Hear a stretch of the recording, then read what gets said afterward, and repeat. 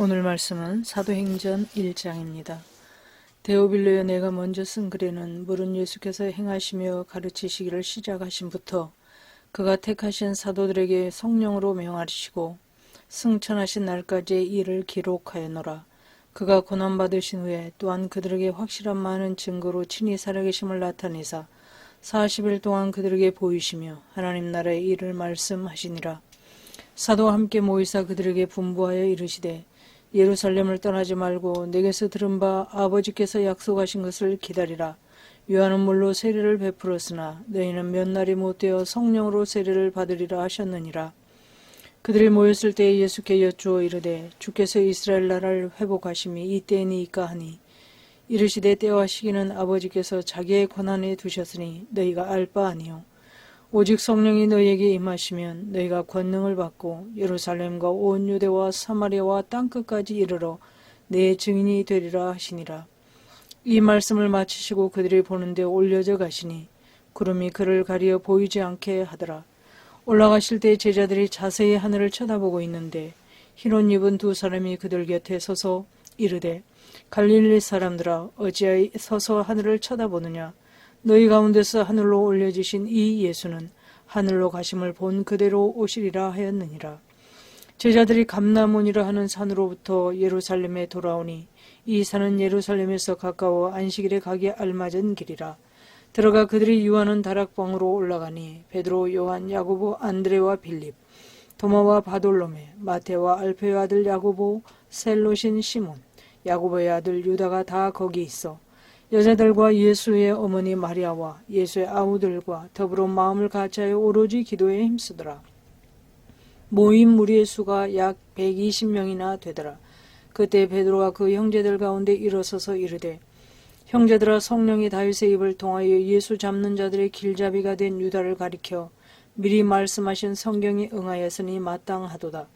이 사람은 본래 우리 수 가운데 참여하여 이 직무의 한 부분을 맡았던 자라. 이 사람이 불의의 삭스로 밭을 사고 후에 몸이 곤두박질하여 배가 터져 창자가 다 흘러나온지라.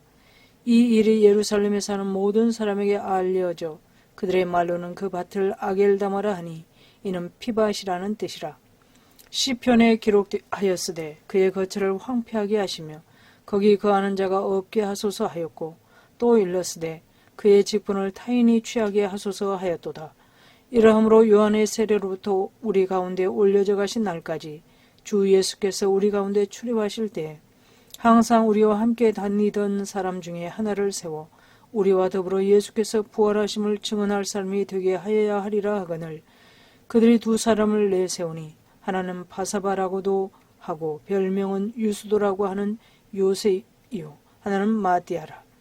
그들이 기도하여 이르되, 무사람의 마음을 아시는 주여, 이 두 사람 중에 누가 주님께 택하신 바 되어 봉사와 및 사도의 직무를 대신할 자인지를 보이시옵소서. 유다는 이 직무를 버리고 제 곳으로 갔나이다 하고 제비 뽑아 마띠아를 얻으니 그가 11사도의 수에 들어가니라. 오늘부터 사도행전을 한 장씩 보겠습니다. 사도행전은 교회의 시작과 성장을 기록하고 있습니다. 사도행전의 저자는 누가이고 누가는 의학훈련을 받은 것으로 알려져 있습니다. 기록 연대는 바울이 1차 로마 투옥에서 풀려난 후로 볼 수 있습니다. 내용을 보면 베드로를 중심으로 한 예루살렘 전도와 바울을 중심으로 하는 이방인 전도, 그리고 로마 전도로 진행되어 가고 있습니다. 1절부터 11절에서는 예수님의 부활에서 승천하기까지가 기록되어 있고 12절부터 26절에는 다른 길로 간 가룟 유다를 대신해서 마띠아를 뽑은 내용이 기록되어 있습니다. 오늘은 1절부터 11절을 간략히 보겠습니다. 예수님은 사도들에게 자신의 십자가 순환과 부활을 여러 차례 말씀하셨습니다. 그리고 부활하신 후에는 승천하시기까지 40일 동안 부활하신 것을 보여주시고 하나님 나라의 일을 가르치셨습니다. 4절과 5절에서는 제자들에게 성령으로 세례를 받게 될 것이라고 일러주셨습니다. 그런데 약속하신 성령을 기다리는데 예루살렘을 떠나지 말라고 하십니다. 예루살렘은 평화의 거주지, 평화의 도성이란 뜻을 가지고 있습니다. 그 이름처럼 예루살렘은 예수님의 죽으심을 통해 거룩하신 하나님과 죄인된 인간 사이에 평화가 이루어진 곳입니다. 성령도 바로 이 평화의 도시인 예루살렘에 임할 것이고 예수님의 죽으심으로 이루어진 평화가 성령의 역사로 예루살렘 교회로부터 시작되어 전파될 것이라는 말씀인 것입니다. 그러면서 8절에서는 성령이 임하면 권능을 받고 예루살렘과 온 유대와 사마리아와 땅끝까지 이르러 예수님의 증인이 될 것이라고 말씀하십니다. 성령이 임하면 권능을 받는다고 말씀하셨는데 권능은 위로부터 내려오는 능력을 말합니다. 병을 고치고 귀신을 제어하며 원수를 대적할 수 있게 하는 능력은 위로부터 오는 주어지는 능력입니다. 두려움에 떨던 사도들도 바로 이 성령을 통하여 임한 권능으로 담대히 복음을 전하고 병자를 치유하는 능력을 행했습니다. 예수님은 떠나시지만 성령이 오실 것이고 성령의 권능을 입은 제자들과 성도들을 통해 구원사역이 놀랍게 일어나게 될 것이라고 말씀하신 것입니다. 그래서 예수님은 요한복음 16장 7절에서 이렇게 말씀하셨습니다. 그러하나 내가 너희에게 실상을 말하노니 내가 떠나가는 것이 너희에게 유익이라. 내가 떠나가지 아니하면 보혜사가 너희에게로 오시지 아니할 것이요 가면 내가 그를 너희에게로 보내리니. 요한복음 14장 12절에서도 이렇게 말씀하셨습니다. 내가 진실로 진실로 너희에게 이르노니 나를 믿는 자는 내가 하는 일을 그도 할 것이요 또한 그보다 큰 일을 하리니 이는 내가 아버지께로 감이라.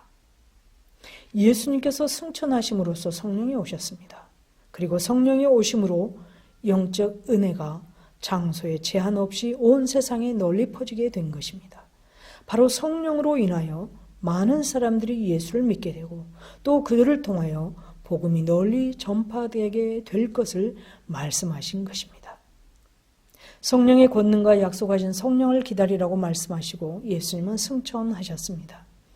9절부터 11절에 예수님의 승천이 기록되어 있습니다. 10절입니다. 올라가실 때 제자들이 자세히 하늘을 쳐다보고 있는데 흰옷 입은 두 사람이 그들 곁에 서서.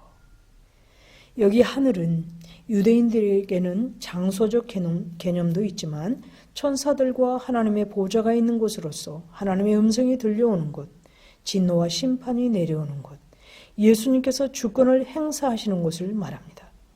그러므로 하늘을 장소적 개념으로만 이해하게 되면 예수님이 하늘로 가셨다는 것을 우리와 떨어져 계신 것으로 생각할 수 있습니다. 그러나 예수님께서 승천하셨다는 것은 장소의 이동을 넘어서서 한계가 없는 세계, 시공간의 제약을 받지 않는 세계로 들어선 것을 의미합니다.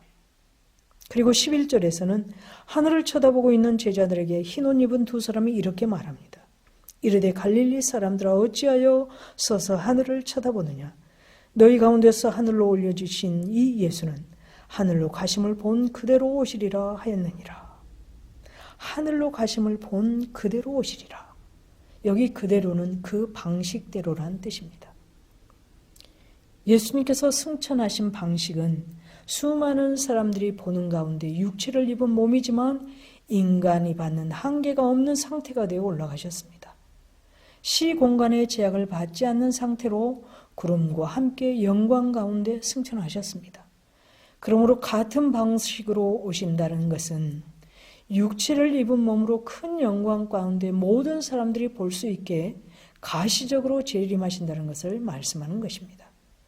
그러므로 이 말씀만으로도 이 땅에 있는 수많은 자칭 재림 예수가 잘못된 것임을 우리는 알 수 있습니다. 그리고 예수님의 재림이 가시적으로 이루어질 것을 말씀하셨지만 그 시기는 말씀하지 않으셨습니다. 오히려 마태복음 24장 36절에서 이렇게 말씀하셨습니다. 그러나 그 날과 그때는 아무도 모르나니 하늘의 천사들도 아들도 모르고 오직 아버지만 아시느니라. 우리는 예수님의 재림의 시기는 알 수 없지만 하나님께서 정하신 그때가 되면 온 세상의 심판주로 다시 오실 것을 분명히 믿습니다. 그리고 이 사실을 믿는 우리 또한 부활의 몸이 되어 그분의 완전한 통치를 받으며 살 것이 분명합니다. 그러므로 이 믿음을 가진 자로서 그날을 준비하며 기다리는 늘 깨어있는 저와 여러분 되시기를 소망합니다. 함께 기도하겠습니다. 오늘 주신 말씀을 기억하면서 기도하시고 바른 신앙 고백과 실천적 신앙의 반석 위에 세운 교회가 되게 해주시기를 2021년 세상 속의 교회로서 빛과 소금으로 사는 한 해가 되기를 영과 진리로 예배하는 예배자들을 가득 채워주시기를 담임 목사님은 말씀 사역에 성령의 나타남과 능력이 있게 하셔서 선포되는 말씀을 통해 구원과 치유와 회복의 역사가 있게 해주시기를 코로나19가 속히 종료되고 삶을 회복시켜 주시기를 오늘 월요일 기도 제목입니다. 청년부를 위해서 우리 교회가 협력하는 제주 꿈의 교회와 말씀의 숲 교회를 위해서 정상섭 선교사님과 황정대 선교사님을 위해서 하늘의 모든 성도들을 위해서 환우들을 위해서 그리고 여러분 가지고 계신 개인적인 기도 제목을 위해 기도하겠습니다.